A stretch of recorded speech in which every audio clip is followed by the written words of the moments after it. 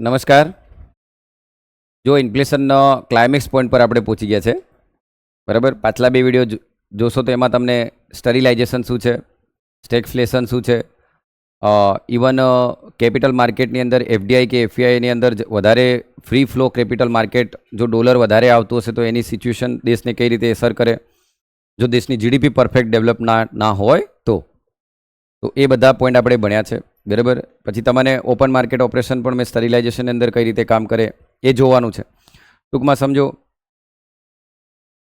હવે તમને જો કોઈ એવું પૂછે કે માન લો તમે જે એમાં તમે મોબાઈલમાં તમે દેખો તો ત્યાં તમને $1 60 $1 80 થઈ જાય, બરાબર. તમારું ધ્યાન અંદર હોવું જોઈએ, બરાબર. $1 60 જો $1 કેટલા થઈ જાય છે, 80 થઈ જાય છે, બરાબર. અને જ્યારે $1 60 જગ્યાએ કેટલા થઈ જાય, 40. તો એનાથી તમને શું ખબર પડશે? તો જો $1 60 જગ્યાએ 80 થશે તો રૂપી કેવો થશે બેટા? વીક થશે. અને રૂપી વીક હશે તો કોને મજા આવશે બેટા? ઇન્ડિયન એક્સપોર્ટરને મજા આવશે કે નહીં? કોને મજા આવશે? ઇન્ડિયન એક્સપોર્ટરને મજા આવશે, બરાબર. અને ડોલર ગેટિંગ સ્ટ્રોંગ, બરાબર. તો તમે આવું બોલી શકો. જ્યારે દેખો અહીંયાથી તમારે આ બાજુનો પોર્શન જુઓ બેટા, તમે આ બાજુનો પોર્શન દેખો તો તમને ખ્યાલ આવશે કે જ્યારે ડોલર 60 થી 80 થાય છે ત્યારે રૂપી વીક બને છે અને ડોલર સ્ટ્રોંગ બને છે. રૂપી વીક બને છે અને ડોલર સ્ટ્રોંગ બને છે. તો કોને મજા આવે છે? તો તમે દેખો છો કે ઇન્ડિયન એક્સપોર્ટરને મજા આવે છે પણ ઇન્ડિયન ઇમ્પોર્ટરને મજા આવતો નથી. બોલી શકો કે નહીં બોલી શકો? બોલો. આ લીટી બોલી શકો છો? ફરી એકવાર મારી જોડે બોલજો બેટા. જ્યારે $1 60 $1 80 થાય તો ઇન્ડિયન રૂપી શું થાય? વીક. જ્યારે ડોલર શું થશે? સ્ટ્રોંગ. એનો મતલબ એક્સપોર્ટરને મજા છે પણ કોને મજા નથી બેટા? ઇમ્પોર્ટરને.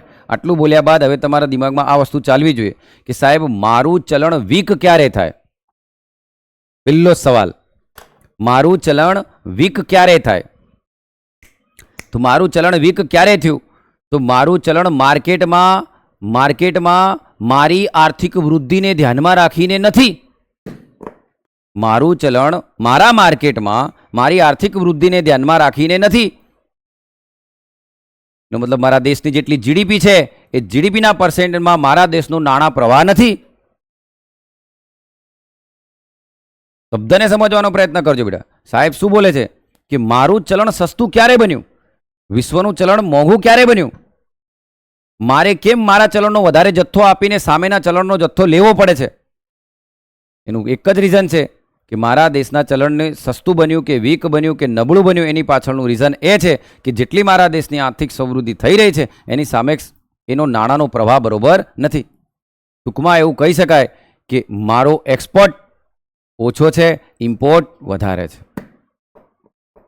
નહીં સમજ્યા બેટા? મારો એક્સપોર્ટ ઓછો છે, ઇમ્પોર્ટ વધારે છે. સમજણ પડે છે શું કહું છું? કોઈ પણ ચલણ સસ્તું ક્યારે બને બેટા? એમ કહો. કોઈ પણ ચલણ સસ્તું ક્યારે બનશે? જ્યારે તમારી એક્સપોર્ટ ઓછી અને ઇમ્પોર્ટ વધારે. તમે એક્સપોર્ટ ઓછી કરી એનો મતલબ ડોલર ઓછા આવ્યા કે નહીં? ઇમ્પોર્ટ વધારે કરી એનો મતલબ ડોલર બહાર વધારે ગયા કે નહીં? ફરી એકવાર બેટા, તમે ઇમ્પોર્ટ કરો છો, તમે ઇમ્પોર્ટ કરો તો બહાર શું આપો છો? તો તમારા માર્કેટમાંથી એ ચલણ ઘટે છે કે નહીં? તમે ઇમ્પોર્ટ કરો છો તો બહારવાળાને તો ડોલર જ આપશો. તો અહીંયા તમારા એ ડોલર ઘટવાનું. પણ તમે એક્સપોર્ટ કરશો તો તમને ડોલર મળે કે નહીં? એમ કહો. જો તમે એક્સપોર્ટ કરતા હશો વિશ્વ લેવલે તો તમારા હાથમાં ડોલર આવતા હશે, તો ડોલર આવતા હશે તો તમારા ચલણની સામે એનો એક્સચેન્જ રેટ કમ્પ્લીટ જ રહેવાનો છે. નહીં સમજ્યા હજુ? ખ્યાલ આવે છે બેટા હું શું કહું છું?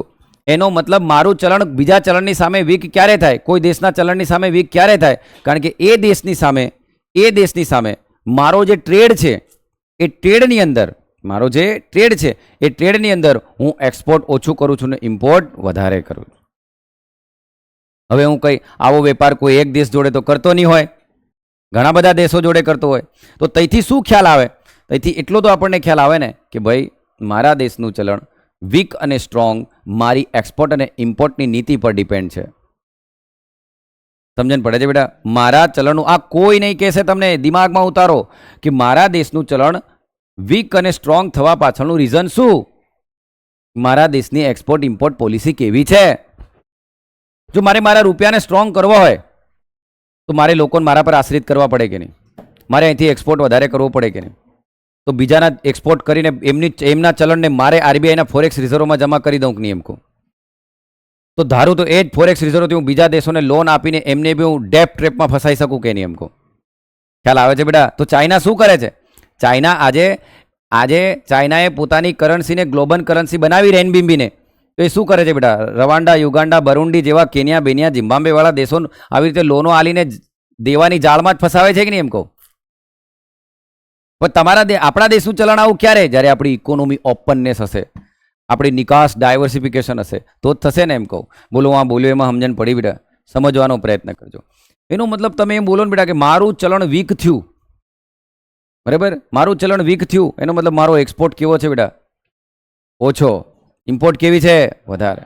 હવે તમે એવે તંદ્રામાં નથી જીવો કે સાહેબ આપણું ચલણ વીક થાય ને તો એક્સપોર્ટરને મજા આવે, એક્સપોર્ટરને મજા આવે. અરે બેટા તો ચાઇનાને, આપણે શ્રીલંકાને, પાકિસ્તાનમાં આપણે $1 80 થાય છે, ત્યાં $1 300 થાય તો એનાની ઇકોનોમી ડેવલપ નહીં થઈ જવી જોઈએ? હું એમ કહું. ખ્યાલ આવે છે?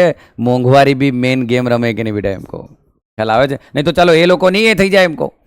તો સાહેબ આ બધા મને કઈ રીતે ખબર પડે કે મારો દેશ ખરેખર ગ્રો કરી રહ્યો છે?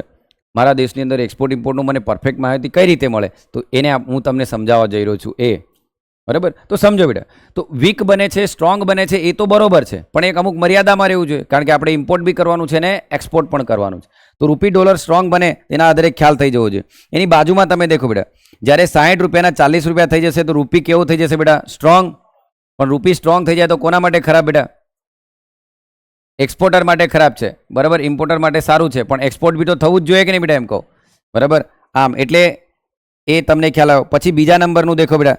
તમે બીજા નંબરમાં તમે દેખો જો સાહેબ, બીજા નંબરની જે સ્લાઇડ છે એની અંદર તમે ધ્યાનથી દેખવાનો પ્રયત્ન કરજો. બરાબર? ફરી એક વખત અહીંયા દે જો, અહીંયા આ તમારા દિમાગમાં ઉતરી જવું જોઈએ. દેખો, $1 60 રૂપિયા હતા એની જગ્યાએ $1 80 રૂપિયા થઈ જાય તો તમે શું બોલી શકો છો બેટા? કે $1 60 રૂપિયાની જગ્યાએ $1 80 રૂપિયા થાય. એનો મતલબ પહેલાં હું 60 રૂપિયા આપીને આ વિદેશી ચલણ ખરીદી શકતો હતો, એટલી મારી શક્તિ હતી. પણ આજે મારા દેશનો જથ્થો વધારે આપીને હું આ ડોલર ખરીદું છું, એનો મતલબ આ મોંઘો થઈ ગયો કે નહીં બેટા? એનો મતલબ માર્કેટમાં ડોલર કેવો છે બેટા? ઓછો. બરાબર? રૂપિયો કેવો છે? વધારે. બરાબર? રૂપિયો કેવો છે? વધારે. ડોલર કેવો છે? ઓછો. અને આવું હશે તો કોને ફાયદો થશે બેટા? એક્સપોર્ટરને. બરાબર? એનો મતલબ ભારતનો જે નિકાસ કરતો વ્યક્તિ હશે, ભારતના નિકાસકાર વ્યક્તિને બરાબર બેનિફિટ રહેશે. પણ થોડો ઘણો ફેરફાર થાય તો, થોડો જ, અતિશય થાય તો નહીં. પણ કોને નુકસાન રહે બેટા? ઇમ્પોર્ટરને. પણ જો આવું થાય ને તો પણ ઇન્ડિયાને નુકસાન છે. કેમ? કારણ કે ઇન્ડિયા તો ક્રૂડ ઓઇલની આયાત પર જીવનારો દેશ છે. બરાબર? કારણ કે બરાબર ક્રૂડ ઓઇલની આયાત પર જીવનારો દેશ છે ભારત. બરાબર? એટલે આપણે તો આયાત પર જીવનારા છીએ. ક્લિયર બેટા? એટલે તકલીફ થાય. પણ જો એની સામે બીજી કન્ડિશન જો, આને તમે શું બોલી શકો બેટા? રૂપિયો કેવો થયો? વીક. ડોલર કેવો થયો? સ્ટ્રોંગ. રૂપિયો વીક થાય તો કોને મજા છે? એક્સપોર્ટરને. કોને મજા નથી બેટા? ઇમ્પોર્ટરને. બેને એક સાથે તો ખુશ રાખી શકાય નહીં. બરાબર? પણ જો હમણાં આમ થઈ જાય, $1 80 રૂપિયાની જગ્યાએ $1 60 રૂપિયાની જગ્યાએ $1 40 રૂપિયા થઈ જાય તો આના માટે તમે શું બોલી શકો છો? પહેલાં હું મારા દેશના ચલણનો વધારે જથ્થો આપીને એક વિદેશી ચલણને ખરીદતો હતો, આજે હું 40 રૂપિયા આપીને એક વિદેશી ચલણને ખરીદું છું. એનો મતલબ મારા ચલણની કિંમત વધી છે. એનો મતલબ મારું ચલણ કેવું બન્યું છે? સ્ટ્રોંગ. બરાબર? અને આ ચલણ કેવું બન્યું છે બેટા? વીક. અહીંયા આપણું ચલણ કેવું બન્યું હતું? બોલો. વીક. અહીંયા આ કેવું બન્યું હતું બેટા? બોલો. સ્ટ્રોંગ. હવે તમારે જાતે જ વિચારવાનું છે કે કોઈ પણ ચલણ સ્ટ્રોંગ અને વીક ક્યારે બને? અહીંયા મારું ચલણ વીક બનવા પાછળનું કારણ શું હતું? ડોલર ઓછો હતો. તો ડોલર ઓછો ક્યારે થાય? જ્યારે હું આયાત કરતો હું, જ્યારે હું ઇમ્પોર્ટ કર્યા કરતો હું. ખબર પડે છે? જ્યારે હું ઇમ્પોર્ટ કર્યા કરતો હું એનો મતલબ મારી ઇમ્પોર્ટ વધારે છે, એક્સપોર્ટ ઓછી છે. એનો મતલબ આ દેશ જોડે જ્યારે હું વેપાર કરું છું અને આ દેશના ચલણ જોડે, જે બી દેશના ચલણ જોડે મારો રૂપિયો વીક બનતો જાય, એનો મતલબ એ દેશ જોડે જે મારો વેપાર છે ને એ વેપારમાં હું માઇનસમાં છું, સરપ્લસમાં નથી. કઈ રીતે માઇનસમાં છું બોલો? કઈ રીતે બેટા? દેખો, કારણ કે એની પાસેથી હું આયાત કરું છું, એની સામે નિકાસ ઓછી કરું છું. કારણ કે હું આયાત કરું છું બેટા, તો હું શું આપીશ એને? ડોલર. તો મારા દેશમાં શું ઘટી જશે બેટા? ડોલર. ખ્યાલ આવે છે? આ એનો મતલબ મારું ચલણ વીક બન્યું, એનો મતલબ શું થઈ ગયું બેટા? મારું ચલણ નેગેટિવમાં ગયું કે નહીં બેટા? એમ કહું, મારું ચલણ નેગેટિવમાં ક્યારે ગયું? કારણ કે મેં ઇમ્પોર્ટ વધારે કર્યું છે, દેખ લો, એક્સપોર્ટ ઓછું કર્યું છે. આ આખું સિનારીઓ અલગ છે, આ આખું અલગ છે. સમજણ પડે છે બેટા? જ્યારે અહીં હું શું બોલી શકું? મારો રૂપિયો સ્ટ્રોંગ થયો. મારો રૂપિયો સ્ટ્રોંગ થયો એનો મતલબ મેં પહેલાના જે ચલણની જે સામેની જે ફોરેન કરન્સી, જે કરન્સીને વીક બનાવી દીધી, એને વીક બનાવી ક્યારે? મેં એક્સપોર્ટ વધારે કર્યો છે. એનો મતલબ એની સાથે મારો વેપાર એક્સપોર્ટમાં વધારે છે, ઇમ્પોર્ટમાં ઓછો છે. તો જ તો મારું ચલણ એની સામે કેવું બન્યું બેટા? સ્ટ્રોંગ બન્યું કે એમ કહું? એનો મતલબ એ માર પર આશ્રિત થયો કે નહીં? એમ કહું. ખ્યાલ આવે છે? રૂપી કઈ રીતે સ્ટ્રોંગ વીક થાય ખ્યાલ આવે બેટા? આમ તો અહીંયા તમારો રૂપિયો સ્ટ્રોંગ બન્યો, અહીં કેવો બન્યો બેટા? બોલો, વીક. અહીં કેવો બન્યો? બોલો, વીક. હવે મજાની વાત આવી છે, દેખ લો. તો આનાથી તમે બોલી શકો બેટા કે અહીંયા તમે આને દેખો, હવે આને માર્કેટ નક્કી કરતું હોય બેટા. જો સરકારો જાણી જોઈને કરે ને બેટા, આવું સરકાર જાણી જોઈને પોતાના ચલણને અવમૂલ્યન કરે તો એને ડિવેલ્યુએશન કહેવાય. હવે ચાઇના આવું કરી શકે બેટા, ડિવેલ્યુએશન કરીને એક્સપોર્ટ વધારી શકે કે નહીં બેટા? એમ કહો, બરાબર? તો આવા દેશો અમુક કરે તો જો આને ડિવેલ્યુએશન કહેવાય, તો આને કહેવાય રિવેલ્યુએશન. પણ આ ક્યારે? સરકારો નક્કી કરે ત્યારે, આરબીઆઈ નક્કી કરે ત્યારે કે સરકાર નક્કી કરે ત્યારે. પણ જો આ જ વસ્તુ નક્કી કોણ કરે ખબર? માર્કેટ. સરકાર અંદર આવે જ નહીં, માર્કેટ નક્કી કરશે. તો માર્કેટ નક્કી કરશે બેટા, તો આને કહેવાય ડેપ્રિશિએશન. શું કહેવાય? હા, બરાબર. અને આને કહેવાય એપ્રિસિએશન. શું કહેવાય? એપ્રિસિએશન. બરાબર. આમ ડેપ્રિસિએશન અને આને શું કહેશું આપણે? એપ્રિસિએશન. બરાબર. તો જ્યારે સ્ટ્રોંગ બનશે તો એને શું કહેશું? એપ્રિસિએશન. અને આને શું કહેશું બેટા? ડેપ્રિસિએશન. અને સ્ટ્રોંગ શું એનો મતલબ શું? મારી એક્સપોર્ટ વધારે છે. બોલતા આવડવું જોઈએ કે નહીં બેટા? બોલો, સ્ટ્રોંગ છે એનો મતલબ શું? વધારે છે એ દેશ જોડે, એ ચલણ જોડે, એ ચલણ જોડે, એ ચલણ જોડે, વારંવાર બોલું છું, એ ચલણ જોડે મારી એક્સપોર્ટ, એ દેશના ચલણ જોડે એક્સપોર્ટ મારી વધારે છે. એ ખ્યાલ આવી જાય, આપણને ખબર પડે છે બેટા? આમ તો એપ્રિસિએશન ડેપ્રિસિએશન શું છે, અવમૂલ્યન અને મૂલ્યવર્ધન એ શું છે એ ખ્યાલ આવવો જોઈએ બેટા. ઘણા દેશો જાણી જોઈને અવમૂલ્યન કેમ કરે બેટા? કારણ કે એમની નિકાસ વધી જાય. અવમૂલ્યન કરે, એમના ચલણને જાણી જોઈને કેવું કરી દે? સસ્તું. બરાબર. હવે એમના ચલણને સસ્તું કરવા એ શું કરશે ખબર? એમના ચલણને ઉઠાવીને ફોરેક્સ રિઝર્વમાં મેળ દે. એમની બેંક જોડે રાખશે, જાણી જોઈને માર્કેટમાં ઓછું રાખશે એમ. એટલે પણ જે ઘડી જીડીપી હોવી જોઈએ ને બેટા, ગ્રોથ કમ્પ્લીટ હોવો જોઈએ. તો દેખો, તમને આ શબ્દો પણ ખબર પડી ગઈ. હવે જો ભારત શું કરે છે ખબર? ભારતે ફિક્સ એક્સચેન્જ રેટ પર રાખ્યો, ભારતે માર્કેટ પર પણ છોડ્યું, ફ્લોટિંગ પણ રાખ્યું. દેખો, ફિક્સ હશે ને બેટા? ફિક્સ હશે તો સરકાર કે કેન્દ્રીયકૃત બેંક નક્કી કરે. ફિક્સ હોય તો કોણ નક્કી કરે બેટા? બોલો, કેન્દ્રીયકૃત બેંક કાં તો સરકાર. ટટ્ટાર બેહો. કેન્દ્રીયકૃત બેંક કાં તો સરકાર નક્કી કરે બેટા. તો આને તમે શું કહેશો બેટા? ડિવેલ્યુએશન. આને શું કહેશો? રિવેલ્યુએશન. અવમૂલ્યન, મૂલ્યવર્ધન. હવે અહીંયા તમે માર્કેટ નક્કી કરશે. આ બંને માર્કેટ નક્કી કરે, એક્સચેન્જ રેટ આમ તેમ, બરાબર, ગુડ્સ એન્ડ સપ્લાયના એના પ્રમાણે જ આયાત નિકાસ પર જ આ નક્કી થતું હશે. તો એ ઘડી આને શું કહેવાશે બેટા? રોશની કહી ધ્યાન બેટા, આ ડેપ્રિસિએશન અને આને શું કહેવાશે? એપ્રિસિએશન. આ ડેપ્રિસિએશન અને આ શું છે? એપ્રિસિએશન. ખ્યાલ આવ્યો છે? આમ પણ આપણે શું કરીએ છીએ? જો માર્કેટને આપી દે તો ફ્લોટિંગ એક્સચેન્જ રેટ. પણ આપણી સરકાર એમ કહે છે કે ભાઈ અમે ની ફિક્સ મળે ની ફ્લોટિંગ મળે, અમે તો મિક્સ છે. અતિશય થઈ જાય તો આરબીઆઈ માર્કેટમાં આવશે. ખ્યાલ આવે બેટા? આમ તો આ રીતે આપણે આપણું આ રેટ નક્કી કરતા હોઈએ છીએ. હવે મજાની વાત એમ છે બેટા, દેખો આ બીજી સ્લાઇડમાં તમને એ દેખાડ્યું. હવે ત્રીજી સ્લાઇડમાં તમે દેખજો.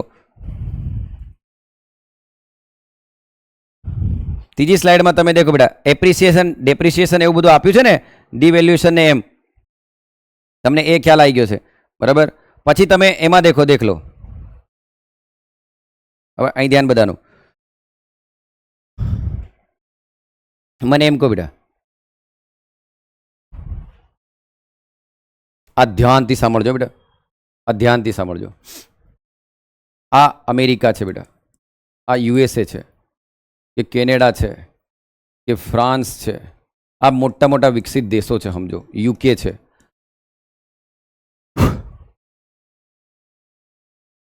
આ લોકોએ અહીંથી એમના માણસોને લોન આપવાની શરૂ કરી.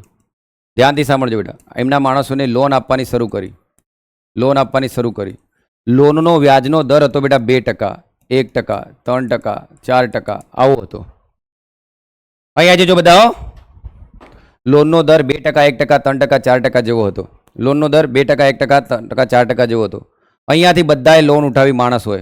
બરાબર બરાબર, આ બધા માણસોએ લોન ઉઠાવી અને કોઈ દેશમાં નહીં ચાલ્યા. કયા દેશમાં આવી ગયા બેટા? ઇન્ડિયા. આ બધો પૈસો ઉઠાવીને કઈ લાવ્યા બેટા? એફડીઆઈ ને એફપીઆઈ. અને આ બધો પૈસો એમને અહીંયા આવીને ડોલરમાંથી ખામાં કન્વર્ટ કર્યો રૂપિયામાં. અને પછી સામાં રોક્યા બેટા પૈસા? શેર બજાર. સામાં રોક્યો બેટા? શેર બજાર. શેર માર્કેટમાં પૈસો રોક્યો. ભારતના શેર માર્કેટમાં પૈસો રોક્યો. બોન્ડમાં રોકે કાં તો ઇક્વિટીમાં રોકે, કઈ બીમાં આ લોકોએ પૈસા રોકી દીધા. મજા છે બેટા, દેખ લો. જલ્દી વિચારજો બેટા. અહીંયા ફ્રી ફ્લો કેપિટલ મતલબ ડોલર વધ્યું. ડોલર વધ્યું એનો મતલબ $1 40 જગ્યાએ $1 30 થઈ જાય કે નહીં? બોલો હવે. કારણ કે ડોલર વધ્યું. અહીં કોણ આવ્યું બેટા? બોલો. ડોલર આવ્યું ને, તો ભારતમાં ડોલર વધ્યું, તો ડોલર વધ્યું તો ડોલર 40 કેટલા થઈ જશે? 30. તો અહીંયા કોણ સ્ટ્રોંગ બની ગયું બેટા? ઇન્ડિયન રૂપી. હવે સમજ્યા? ઇન્ડિયન રૂપી. પણ એ ડોલર છેલ્લે આરબીઆઈ પોતાના ફોરેક્સ રિઝર્વમાં જ મૂક્યા છે. જો એક્સચેન્જ રેટ સ્ટેબલ કરવાનો હશે તો. પણ માર છોરાઓ સાંભળજો, આ લોકો અહીંથી અહીં કેમ આવ્યા સાહેબ? બેટા અહીં વ્યાજનો દર એનાને કેટલો મળતો હતો? 1%, 2%, 3%. પણ અહીં એનાને વ્યાજનો દર કેટલો મળી રહ્યો બેટા? 10%, 15%, 12%. કમાવાનું તો અહીં જ છે કે નહીં બેટા? તો ઇન્ડિયામાં આવ્યા, અહીંયા આટલા રેટ પર આ લોકો કમાયા અને પ્રોફિટ ઇન્ટરેસ્ટ ડિવિડન્ડમાં કઈ પૂછ્યા પૈસા પાછા? અમેરિકા. અમેરિકા. અને ટેકનોલોજી બી એમની જોડે છે બેટા. કેપિટલ આઉટપુટ રેશિયો પણ જોરદાર છે એમનો. કમાયા, અહીંયા આવ્યા, અહીંયા આવ્યા. હવે મજા તો તઈ છે બેટા, દેખજો. અચ્છા સાહેબ, એનો મતલબ આ લોકો જો વ્યાજનો દર સસ્તો કરે ને, વ્યાજનો દર સસ્તો કરે, બરાબર, શું કરે બેટા? આ લોકો વ્યાજનો દર સસ્તો કરે તો ઇન્ડિયામાં એફડીઆઈ એફપીઆઈ આવે 100%. બાકી એનાને કોઈ શોખ નથી આવતો ઇન્ડિયામાં આવવાનો, કમાવા કરીને જ આવે છે.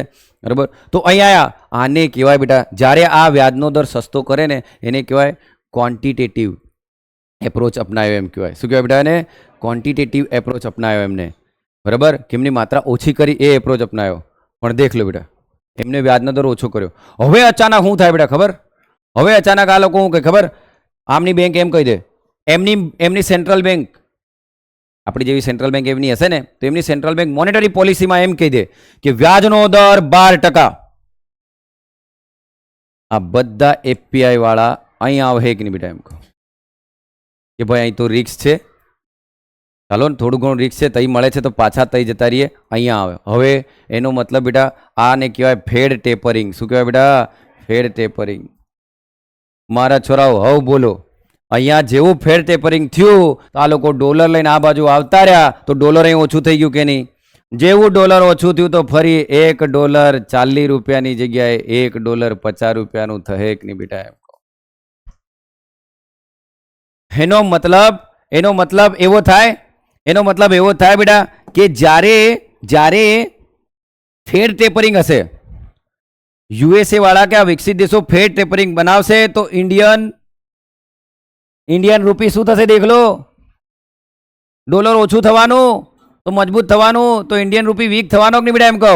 એ તમને આપ્યું છે અંદર, દેખો 60 થી 80 તરફ જાય છે ત્યારે આપણે ડોલર કેવો થઈ ગયો બેટા? સ્ટ્રોંગ. બરાબર. કેમ? કારણ કે યુએસએ શું અપનાવ્યું બેટા? બોલો. Fed tapering.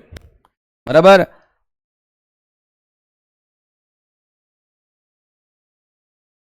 ઓકે, ચાલો હવે હા મળજો બેટા. તો તમને એક્ઝામમાં આવે કે ફેડ ટેપરિંગથી કોણ સ્ટ્રોંગ થશે બેટા? તો ડોલર. આટલું સમજાયા બાદ નહીં સમજણ પડે તો જયરામજી કે બેટા. બરાબર. આટલું સમજાયા બાદ દિમાગમાં ઉતરવું જોઈએ કે ફેડ ટેપરિંગ નામની પોલિસીથી કોણ એ થશે બેટા? Dollar strong. પણ હું એમ કહું બેટા, આપણી આરબીઆઈ કેવી પોલિસી અપનાવે તો માર્કેટમાં રૂપિયો વધે? ઇઝી. તો દેખો ત્યાં લખ્યું છે RBI easy monetary policy. Easy monetary policy એટલે શું બેટા? વ્યાજનો દર ઘટાડ દે. બરાબર. આમ ઇઝી મોની પોલિસી એટલે કે પેલું એવું કે CRR SLR આ બધાનો ઘટાડ દે તો માર્કેટમાં રૂપિયો વધારે જાય. ચાલો પછી ક્યારે આવું થાય બેટા? જ્યારે એફડીઆઈ એફપીઆઈ એક્ઝાઇટ થાય તો ને. અને ચાલો ક્યારે આપણો રૂપિયો સસ્તો બને બેટા? જ્યારે ઇન્ડિયન એક્સપોર્ટ ઘટે તો ને. દેખો કે અંદર યાર, જ્યારે ઇન્ડિયન એક્સપોર્ટ ઘટશે ત્યારે. પછી ઇન્ડિયન ઇમ્પોર્ટ વધશે અને એક્સપોર્ટ ઘટશે. તો મેં તો તમને કીધું બેટા, આપણું ચલણ વીક બનવા માટે શું જરૂરી? આપણું ચલણ વીક ક્યારે બન્યું? ઇમ્પોર્ટ વધારે છે, એક્સપોર્ટ ઓછી છે. એટલે ખાલી આમ નામ બહી જ રહો છો, શીખો છો આ વસ્તુ. હું શું બોલ્યો કે આપણું ચલણ સસ્તું ક્યારે બન્યું? આપણો એક્સપોર્ટ ઓછો છે, ઇમ્પોર્ટ વધારે છે. તો એ જ લખ્યું છે કે નહીં અંદર? એમ કહું. પછી દેખો કે ઓઇલ ને ગોલ્ડ પ્રાઇસની અંદર ભાવ વધી જાય. સાચી વાત છે હે ને? અને બીજી એક વાત તમને કહું બેટા, કરંટ અકાઉન્ટ ડેફિસિટ આવે. કરંટ અકાઉન્ટ ડેફિસિટ હાઈ હોય. કઈ રીતે? તો યાદ કરો, ચાલુ ખાતાની ખાધ કઈ રીતે હાઈ હોય? કારણ કે તમે એક્સપોર્ટ તો ઓછો છે ને ઇમ્પોર્ટ વધારે છે, તો જાવક વધારે છે ને આવક ઓછી છે, તો પછી કરંટ અકાઉન્ટ ડેફિસિટ હાઈ જ હોય કે નહીં? એની વિરુદ્ધ બધું પેલી બાજુ લખાય કે નહીં? લખી શકો કે નહીં લખી શકો? બોલો બેટા. હા કે ના તો બોલો યાર. લખી શકશો ને? આમ ચાલો, હવે એના પછીનો જે પોઈન્ટ છે બેટા, એ મોસ્ટ ઇમ્પોર્ટન્ટ પોઈન્ટ છે. 10 મિનિટ મને ધ્યાનથી સાંભળી લેજો. આ પોઈન્ટ વગર તમે ઇકોનોમી સમજ્યા જ નહીં એમ કહેશો ને તો પણ ચાલશે. બરાબર? હા, આ પોઈન્ટને સમજવો ઘણો જ જરૂરી છે. જે મોટે ભાગે લોકો સમજાવવાનો પ્રયત્ન કરતા નથી, જે મોટે ભાગે લોકો સમજાવવાનો પ્રયત્ન કરતા નથી, પણ હું સમજાવીશ જ, અને સમજાવીશ તો જ મને ચેન પડે. અહીંયા દેખજો બેટા, આ જે પોઈન્ટની હું વાત કરું છું ને,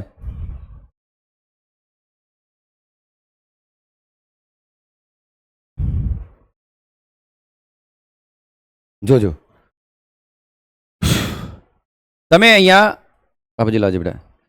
તમે અહીંયા દેખો તો ધ્યાનથી ફોટોગ્રાફની અંદર દેખો તો અહીંયા તમને એવું દેખાતું હશે બેટા, જરાક જોવાનો પ્રયત્ન કરજો. તમને તુર્કી, આર્જેન્ટિના, શ્રીલંકા, થાઈલેન્ડ, પોલેન્ડ આવા દેશો દેખાઈ રહ્યા? દેખાય છે કે નહીં બેટા? બોલો હા કે ના બોલો. ઓકે, કેટલા દેખાયું? દેખાયું બેટા? વેરી ગુડ, સારું. તો તુર્કી જોડે ભારત વેપાર કરે. Argentina, Sri Lanka, Thailand, Poland, chilli, Philippines બધા જોડે કરે.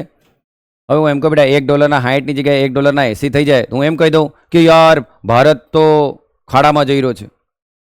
તું ભારત એકલો ડોલર જોડે જ વેપાર કરે છે? પોલેન્ડ છે, યેન છે, યુઆન છે, પાઉન્ડ છે, આમની જોડે બી તો કરે છે ને વેપાર. બરાબર? દરેક દેશના ચલણ, બાંગ્લાદેશના ટકા છે. બરાબર? દરેક દેશ 36 ચલણો જોડે આપણે વેપાર કરીએ. કેટલા?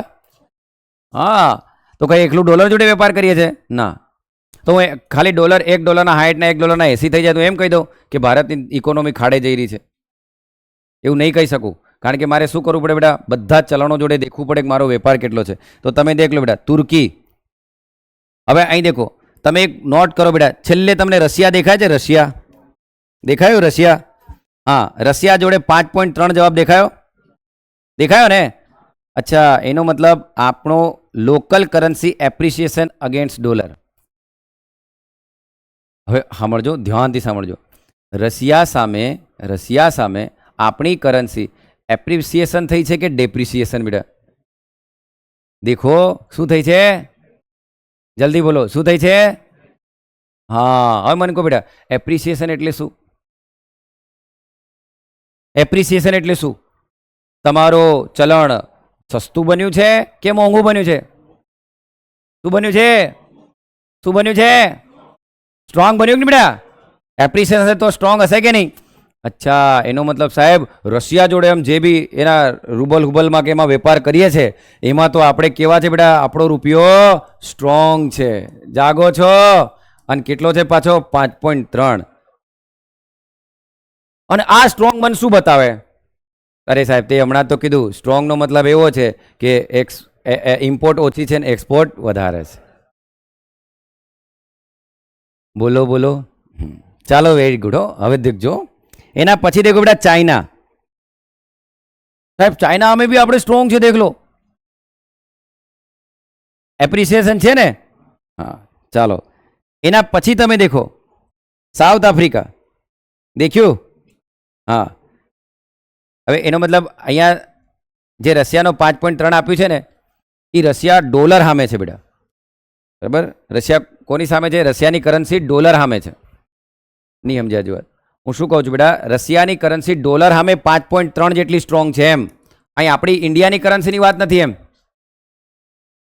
ફરી બોલું બેટા, દેખો તમને ચાર્ટની અંદર અહીંયા 5.3 જે આપ્યું છે એ 5.3 કોનું આપ્યું છે બેટા બોલો? રશિયાનું. પણ રશિયા ડોલરની સામે 5.3 પ્લસ છે, એનો મતલબ એ સ્ટ્રોંગ છે એનો મતલબ એ એપ્રિસિએશનમાં છે. એપ્રિસિએશનનો મતલબ એનો એક્સપોર્ટ જે છે ને એ વધારે છે, ઇમ્પોર્ટ ડોલરની સામે ઓછું છે. હવે સમજ્યા? કેટલાને ખબર પડી બેટા? હાવ તો જોશ, થોડી વાર ધ્યાન રાખ લો બેટા. આ પોઈન્ટ સમજી જશો ને તો તમે ને સામાન્ય જનમાનસથી આખા અલગ થઈ જશો. મારું ઇન્ફ્લેશન પૂરું બેટા, આ સમજી ગયા તો હે ને? ચાલો હવે એમાં બીજામાં તમે દેખો બેટા ચાઇના. તો દેખ લો ચાઇના કેટલું છે બેટા? 3.2 છે કે નહીં એમ કહું? પણ એ બી તો ચાઇના બી તો પ્લસ છે કે નહીં? તો આ દેખીને હું શું બોલી શકું કે ચાઇનાની લોકલ કરન્સી ડોલરની સામે 3.2 જેટલી સ્ટ્રોંગ છે. 3.2 જેટલી સ્ટ્રોંગ છે. સાહેબ સ્ટ્રોંગ છે એનો મતલબ એનું સાહેબ એક્સપોર્ટ વધારે છે, ઇમ્પોર્ટ ઓછો છે. કોની સામે? ડોલર સામે. બરાબર આમ હે ને? ઓકે, ટૂંકમાં તમે સમજો બેટા, જ્યારે $1 50 રૂપિયા થાય તો એ ચલણ કેવું થયું બેટા? સસ્તું. રૂપિયો કેવો થઈ ગયો બેટા? સસ્તો. પણ આજ $1 જ્યારે 30 રૂપિયા થાય તો આ ચલણ કેવું થઈ ગયું બેટા? સ્ટ્રોંગ. એનો મતલબ લોકલ કરન્સી ઓછી આપીને ડોલર ખરીદી શકીએ છીએ એમ. સમજ્યા? તો એ સ્ટ્રોંગ થઈ ગયું કે નહીં બેટા એમ કહો? અને સ્ટ્રોંગ ક્યારે હશે બેટા? બોલ્યા કરો. સ્ટ્રોંગ ક્યારે હોય? એનું એક્સપોર્ટ ડાયવર્સિફિકેશન હશે, ઇમ્પોર્ટ ઓછું હશે. બરાબર? એનો મતલબ એની દેશની જીડીપીનો ગ્રોથ સાથે એક્સપોર્ટ પણ કરી રહ્યું છે એમ. હવે વિચાર કરો બેટા, નાના દેશો, બરાબર, આમ ફૂંક મારીને ઉડી જાય એવા દેશો આ ટુરિઝમ પર દેખ લો, આખા દેશ વિશ્વ પર રહી કરી રહ્યા, બોલો, જીડીપી ખેંચી રહ્યા એમની, ડેવલપ કરી રહ્યા. તો દેખ લો બેટા, એના પછી દેખ લો સાઉથ આફ્રિકા, પછી દેખ લો બેટા એને ઇન્ડિયન રૂપી. હવે ઇન્ડિયન રૂપી તમને અહીં દેખાઈ રહી બેટા -0.3 દેખાય બેટા, બોલો. ઇન્ડિયન રૂપી કેટલી દેખાઈ? હવે હું એમ કહું બેટા, એનો મતલબ આપણો રૂપિયો ડોલરની સામે સસ્તો થયો કે નહીં બેટા? પણ બહુ નેગ્લિજેબલ સસ્તો થયો કે નહીં બેટા? એનો મતલબ આખા વિશ્વમાં જેટલા બી લોકો ડોલર સામે વેપાર કરતા હશે એમની સામે આપણે ડોલરમાં વેપાર કર્યો. પર્ટિક્યુલર એકલા અમેરિકાની વાત નથી કરતો હું. જેટલા બી દેશોએ પોતાના ડોલરથી વેપાર કરતા હશે બધા દેશો જોડે ડોલરમાં આપણે જ્યારે વેપાર કર્યો તો એ ઘડી આપણે નેગ્લિજિબલ -0.3 જેટલા જ ડેપ્રિસિએશનમાં છે કે નહીં એમ કહું? ખ્યાલ આવ્યા બેટા? -0.3 જેટલા ડેપ્રિસિએશનમાં છે. અમુક દેશો તો ડોલરને પોતાની લોકલ કરન્સી માને છે બેટા. એનો મતલબ આપણે એક્સપોર્ટ ઇમ્પોર્ટથી વધારે જ ઇમ્પોર્ટમાં થોડાક જ ગયા કે નહીં બેટા એમ કહું? તો તમને અહીં શું શીખવાડ્યું બેટા? મેં તમને એમ શીખવાડ્યું કે તુર્કીને દેખ લો બેટા, તુર્કી -34.4. તુર્કી કેટલું છે? -34.4. આટલું નેગેટિવમાં છે. તો એનું ચલણ, તુર્કીનું ચલણ, અરે બેટા હમણાં ઝિમ્બાબ્વે વાળાને તો હે ને 20,000 રૂપિયા આલો તાર ચાનો કપ મળતો હતો. એટલી ખરાબ ઝિમ્બાબ્વે વાળાની હાલત થઈ ગઈ હતી. હા, આ તુર્કીમાં પેટ્રો કરન્સી નવી લાવવી પડી બેટા, વેનેઝુએલામાં નવી કરન્સી લાવવી પડી. એટલે એટલી ખરાબ હાલત થઈ ગઈ હતી એ લોકોની એમ. તો એની કરતાં ઇન્ડિયા તો સારું છે, દેખ લો. તો સાહેબ આ તમે અમને આવું કેમ કહો છો? આ બધું કેમ સમજાવો છો? અરે મારા છોરાઓ, તુર્કીની લીરા કરન્સીની જે હાલત થઈ ને એ ઇન્ડિયાની નથી. અહીંયા વસ્તુ સમજવાનો પ્રયત્ન કરો કે ભારત ફક્ત ડોલર સાથે વેપાર નથી કરતો, ભારત બીજા ઘણા સાથે વેપાર કરે છે. ભારત એકલું ડોલર સાથે વેપાર નથી કરતો, પણ ડોલર સામે ભારત હમણાં કેવો છે બેટા? ડેપ્રિસિએશનમાં છે. ભારત ડોલર સાથે શામાં છે? ડેપ્રિસિએશનમાં છે. હવે મજા છે, દેખ લો બેટા. હું એમ કહું બેટા, આપણે વેપાર પાઉન્ડમાં બી તો કર્યો હશે કે નહીં? આપણે વેપાર ડોલરમાં બી તો કર્યો હશે, આપણે રેનબીબીમાં બી કર્યો હશે, બરાબર? ચાઇનાની કરન્સી છે ને બેટા, યેન, પાઉન્ડ, ડોલર, બીજી કઈ છે? ટકા. આવા ટોટલ કેટલા ચલણો છે બેટા? 36. આ 36 ચલણો જોડે આપણે વેપાર કર્યો. હા કે ના બોલો? આ 36 ચલણ જોડે આપણે વેપાર કર્યો. Very good. હવે મને એમ કહો બેટા, આ 36 ચલણો જોડે આપણે વેપાર કર્યો એ બધી ફોરેન કરન્સી છે કે નહીં? પણ એ બધી ફોરેન કરન્સીમાં કંઈક આપણી એક્સપોર્ટ હશે બેટા, તો કંઈક આપણી ઇમ્પોર્ટ હશે બેટા, બરાબર? જો એક્સપોર્ટ હશે ને ઇમ્પોર્ટ હશે, જો એક્સપોર્ટ મારો વધારે હશે, ઇમ્પોર્ટ ઓછો હશે, તો હું એપ્રિસિએશનમાં, એટલે એનો મતલબ મારો રૂપિયો મજબૂત હશે કે નહીં બેટા? પણ જો એક્સપોર્ટ મારી ઓછી હશે અને ઇમ્પોર્ટ મારી વધારે હશે તો હું ડિવેલ્યુએશનમાં મારું ચલણ સસ્તું બન્યું હશે કે નહીં, મારું ચલણ વીક બન્યું હશે કે નહીં? હા કે ના બોલો? મારું ચલણ કેવું બન્યું હશે બેટા? વીક. ઓકે, હવે બેટા દેખ લો, મેં શું કર્યું ખબર? મેં એકલા તો ડોલર હાથે વેપાર કર્યો જ નથી, મેં તો ઘણા બધા 36 ચલણો હાથે કર્યો. પણ શું બધાને હું સેમ વેટેજ આલી શકું બેટા? 36 સાથે જે વેપાર થયો ભાગ્યા 36 એમ કરું? ના, કારણ કે ડોલરમાં મેં કંઈક વધારે વેટેજ આલીશ, પાઉન્ડને એનાથી ઓછું વેટેજ આપીશ. આમ બધાને હું કેવું વેટેજ આપીશ? વેટેજ આપીશ. શું આપીશ બેટા? બોલો. વેટેજ આપીશ. બરાબર, હું એને ભાર આપીશ. બરાબર હે ને? તો ભાર આપીને કઈ રીતે કરીશ દેખ લો. એનો મતલબ હું સરેરાશ નહીં કાઢીશ, હું ભારિત વજન આપી અને પછી એનું એવરેજ કાઢીશ, વેટેજ એવરેજ કાઢીશ. ખબર પડે છે બેટા?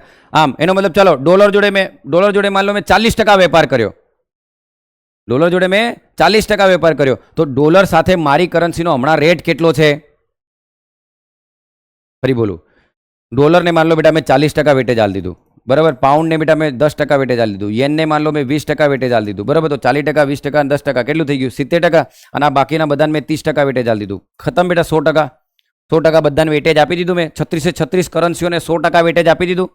પછી હમણાં મારો એક્સચેન્જ રેટ એના સાથે શું છે એને ગુણી મારું. બરાબર, મારો ડોલર સાથે મારો જે રેટ હશે, બરાબર, એ રેટને હું આને કેટલું વેટેજ આલ્યું ગુણી મારું, તો મને જથ્થા વાઇઝ ખબર પડી જાય કે નહીં કે મારી શું સિચ્યુએશન છે. તો મેં બીજું કંઈ નહીં કરતો બેટા. મેં શું કર્યું? એકલો ડોલર સાથે વેપાર કરતો નથી, હું તો 36 ચલણો સાથે વેપાર કરું છું. તો મારું વેટેજ આપીશ, એ વેટેજ પ્રમાણે હું એમને ગુણી મારીશ એમના એક્સચેન્જ રેટને. અને પછી દેખ લો, માન લો કે કોઈકને 3A 2B 1C છેદમાં 6, તો એ 36 વડે ભાગીશ કે એમ કહું? તો આવી રીતે દેખ લો, કોઈકને 3 ગણું વેટેજ આપીશ, કોઈકને 2 ગણું, કોઈકને 1 ગણું, આમ કરીને ટોટલ વેટેજ આપીને હું ભાગીશ બેટા એને. તો મને મારો આંકડો પ્લસ બી મળે ને મને મારો આંકડો માઇનસ બી મળે. સમજ્યા? હવે હા મળજો બેટા. પણ મેં વેટેજ વધારે કોને આલી રહ્યો બેટા? ડોલરને. પણ મેં હમણાં દેખ્યું કે ડોલર સામે તો મારું -0.3 વેટેજ હતું કે નહીં? ડોલર સામે વેપાર મારો -0. તો મારો જવાબ પ્લસમાં બી આવી શકે અને માઇનસમાં બી આવી શકે. પણ એ ઘડી મેં દેખું તો મને જે, સાંભળો હું ફરી બોલું છું, ભારત દેશ વેપાર ફક્ત એક ફોરેન કરન્સી સાથે નથી કરતો, ભારત ટોટલ વિશ્વની 36 કરન્સીઓ સાથે વેપાર કરે છે. અને એ કેટલો વેપાર, કેટલી ક્વોન્ટિટીમાં એક્સપોર્ટ ઇમ્પોર્ટ કરે છે એને ધ્યાનમાં રાખીને ભારત એ કરન્સીને વેટેજ આપશે. અને વેટેજ આપ્યા બાદ એનું ભારિત એવરેજ કાઢશે. અને ભારિત એવરેજ જે કાઢશે એને કહેવાય બેટા નીર, નોમિનલ એક્સચેન્જ રેટ. શું કહેવાય બેટા? Nominal exchange rate. એને શું કહેવાય? Nominal exchange rate. તો એ જે નોમિનલ એક્સચેન્જ રેટ આવશે ને આપણો, શું આવશે બેટા? બોલો. Nominal exchange rate. સાંભળો છો કે નોમિનલ એક્સચેન્જ રેટ તમને મળશે. જો એ પ્લસ મળે તો સમજી લેવાનું કે આપણે એપ્રિસિએશનમાં છે, આપણું ચલણ મજબૂત છે. માઇનસ મળે તો આપણું ચલણ ડિપ્રિસિએશનમાં છે. એનો મતલબ આપણું ચલણ સસ્તું છે, અહીં કેવું છે? આપણું ચલણ મજબૂત છે વિશ્વના બધા જ ચલણોની સામે. ખ્યાલ આવે બેટા આટલો? બોલો હા કે ના બોલો? કેટલા સમજ્યા બેટા? બોલો. ટોટલ કેટલી કરન્સીઓ છે? બધાને શું વેચી દઈશું? વેટેજ. પછી એમનું એવરેજ કાઢીશું. એવરેજ પ્લસ આવશે કે નેગેટિવ? ખબર પડી જશે બેટા આપણને. આમ એનો મતલબ તો આવો જ થયો ને બેટા કે માન લો હું ₹1 લઉં, કેટલા SDR ખરીદી શકું? તો દેખો, હું માન લો $1 લઉં તો કેટલા SDR ખરીદી શકું? તો $1નો SDR સાથે કેટલો રેટ, ₹1નો SDR સાથે કેટલો રેટ, એના આધારે ખબર પડી જશે મને. તો આ મને શું મળી ગયું બેટા? નીર મળી ગયું. શું મળી ગયું? નીર. આમ, અને આનું ગણવાનું સૂત્ર બી કેમ તમને? તો નીરનું ગણવાનું સૂત્ર છે, પણ જે તમારે સૂત્ર કોઈ ગોખવાની જરૂર નથી. બરાબર, મેં અહીં લખ્યું છે બેટા, નીરનું ગણવાનું સૂત્ર આવું છે કે નીર ઇઝ ઇક્વલ ટુ, બરાબર, 1 થી લઈને અહીંયા સુધી E ભાગ્યા EI એને વેટેજ. આવું કરવાનું હોય, પણ આની આપણે કોઈ જરૂર નથી. હું તો તમને પ્લસ કે માઇનસ પરથી જ ખબર પડી જાય ને બેટા જવાબ શું આવ્યો છે. તો નીરના લીધે તમને એટલો ખબર પડી જાય. હવે જો નીરમાં તમને જવાબ માન લો બેટા -0.2 જેવો મળ્યો, તો તમે તરત શું વિચારશો કે મારો ચલણ બીજાની સામે ડિવેલ્યુએશનમાં છે, અવમૂલ્યનમાં છે, તો એક્સપોર્ટરને મજા છે. પણ મારું ચલણ સસ્તું બન્યું છે, મારું ચલણ સસ્તું બન્યું. પણ બેટા આની સાથે ફુગાવો બી તો હશે કે? નીર તો વિથ ફુગાવા હાથે છે કે નહીં? અને ફુગાવો હોય તો ચાલો હવે માન લો મારો જવાબ આવો આવી જાય બેટા -25. તો મજા આવી ગઈ. મારું ચલણ તો હવે મારા ચલણ અવમૂલ્યન થઈ ગયું. એક્સપોર્ટને મજા આવશે. અરે બેટા આ નામ ફુગાવો છે. બરાબર. તો પણ ફુગાવો છે એટલે મારે શું કરવું પડે બેટા? ફુગાવા જોડે એને એડજસ્ટ કરવું પડે કે નહીં? તો એક આધાર વર્ષ સાથે હું એને ફુગાવા સાથે શું કરીશ? એને એડજસ્ટ કરી અને એ ઘડી જે મળશે એને કહેવાય બેટા રીર. શું કહેવાય? Rear. Real effective exchange rate. શું કહેવાય? Real effective exchange rate. તો દેખ લો, નીર બી હશે ને બેટા, નીર એ પણ એને એક્સચેન્જ રેટના વ્યસ્ત પ્રમાણમાં હોય. એક્સચેન્જ રેટ વધ્યો, એક્સચેન્જ રેટ વધ્યો એટલે જલ્દી બોલો, એક્સચેન્જ રેટ વધ્યો એટલે ચલણ કેવું થયું બેટા? બોલો. એટલે એક્સચેન્જ રેટ વધ્યો, 40 નો 50 થયો, સસ્તું થયું કે નહીં? તો એક્સચેન્જ રેટ વધ્યો તો ચલણ કેવું થયું બેટા? સસ્તું. બરાબર. તો નીર કેવું થયું બેટા? નીરને અહીંયા દેખો, આ પ્લસ હશે, આ વધશે તો આ શું થશે બેટા? ઘટશે. આમ. બરાબર. તો નીર તમારો ઘટશે. સાચી વાત છે, આ અતિશય વધતું જતા ઘટશે જ ને. તો રીર બી તો સેમ જ હશે કે નહીં? પણ રીરમાં એક્સ્ટ્રા શું એડ થઈ જશે બેટા? દેશની મોંઘવારી. બરાબર. રીરમાં એક્સ્ટ્રા શું એડ થઈ જશે? દેશની મોંઘવારી. આટલું છે બેટા, એનાથી વિશેષ હું કંઈ સમજાવી નહીં શકતો. બરાબર. રીરમાં ખાલી સૂત્રમાં તમારે એટલું એડ કરી દેવાનું છે બેટા કે રીર બરાબર જે પણ વસ્તુ હશે 1 થી લઈને E/EI, બરાબર, જે તે દેશની CPI અને કોની સામે માપો છો એની CPI ગુણ્યા વેટેજ. બરાબર. આ રીતે તમે ગણી શકો છો નીર અને રીર. ઓકે, એટલું છે. શું ભારત એક જ દેશ જોડે વેપાર કરતો નથી?